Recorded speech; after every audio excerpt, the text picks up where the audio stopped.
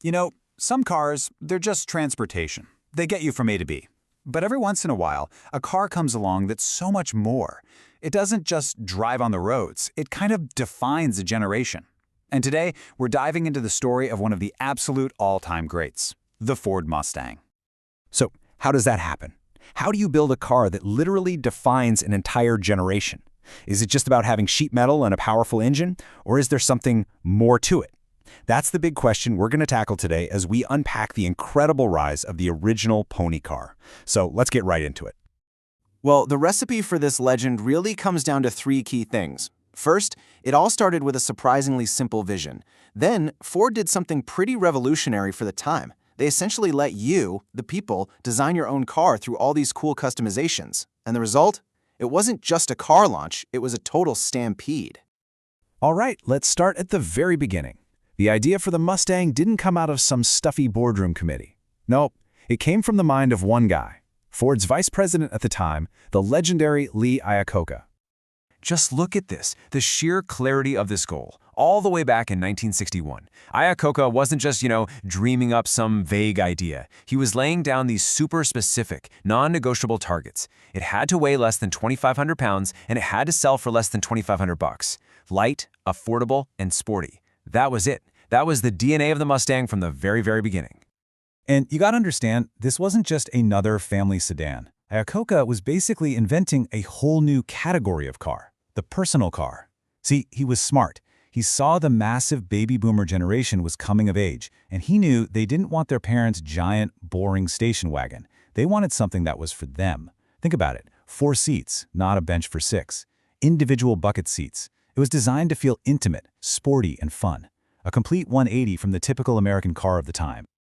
18 months. Just let that sink in for a second. From getting the green light in September of '62 to the very first car rolling off the line in March of '64, how on earth did they pull that off so fast? Well, they were incredibly clever about it. They didn't reinvent the wheel. They borrowed a ton of parts, including the whole drivetrain from the reliable, if maybe a little boring, Ford Falcon.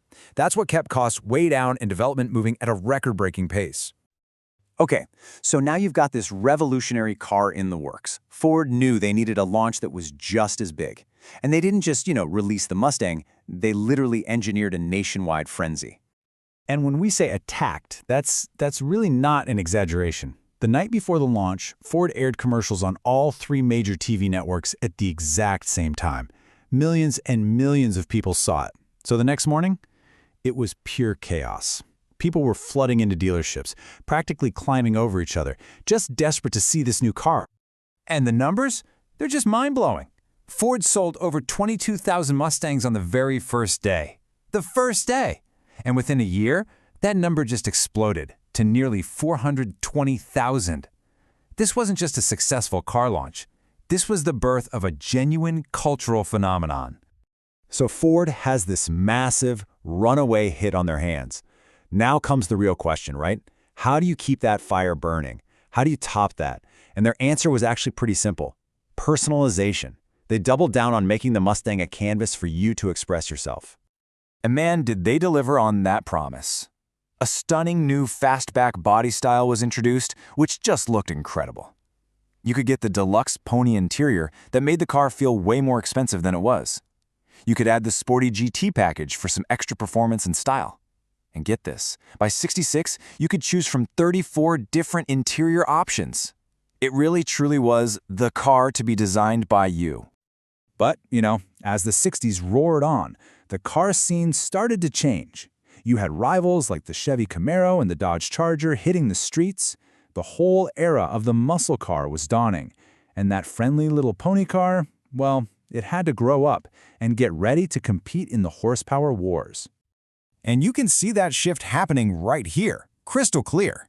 The 1967 model was the first major redesign, and it was all about looking meaner, more aggressive. The body grew wider for one very specific reason, to cram a massive 390 cubic inch big block V8 under the hood. The friendly pony car was officially flexing its muscles. By 1969, this whole evolution hits its absolute peak with the legendary Boss models. The Mach 1? That was all about performance and style for the street. But the Boss 302 was a pure, purpose-built race car for the Trans Am series. And the Boss 429?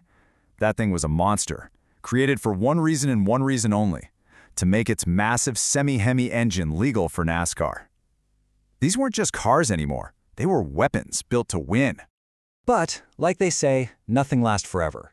As the 1970s rolled in, a perfect storm of government regulations, rising insurance costs, and just changing public taste, it all signaled that the end of this golden age was near. The 1971 model was the biggest, longest, widest Mustang ever built, but you could already see the writing on the wall.